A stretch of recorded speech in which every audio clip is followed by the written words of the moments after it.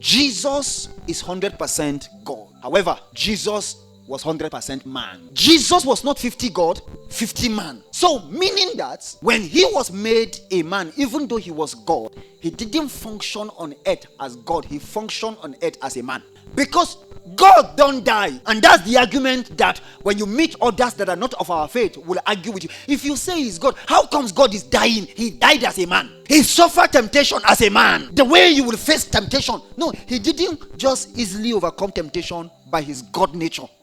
He suffered temptation as a man. Before the New Testament, God was only divine. Meaning that there was no element of humanity in God. He doesn't feel what you feel, even though he understands, but it's not his experience. When Jesus became a man, something was added to God. And when I say something was added to God, I do not mean that God lacked anything, but I am saying that humanity was not part of the nature of God. When God became a man, God now had a nature of humanity in him. Then he became a man. So he now understands by experience what it means to sleep and wake up, what it means to be hungry and eat, what it means to be tempted and overcome, what it means to be persecuted, to be lied against, to be criticized, to be mocked, to be shamed, to be in a situation where you are a contradiction. Everybody is attacking you. He understands it. Not because before he didn't understand it, but now he experienced it. And the Bible says that God could minister to us better now because of Jesus. Otherwise, the Bible will not say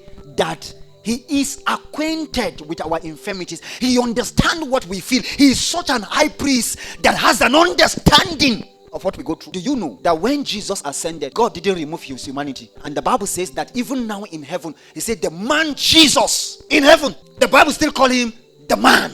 So even though he returned back to his original form, he didn't throw away what he shared with us. So he suffered death. The experience of Jesus as a human being, both joined together, brought Jesus to a place where even as a human being, he was perfected through the things he went through. And the reason is because he is responsible to show men, to bring men into glory. And the Bible says that for him to do that, to bring many sons unto glory, he couldn't have successfully brought us into glory until he had become one of us. He had become our brother. So because he is a son, now he has the capacity to bring other sons into glory.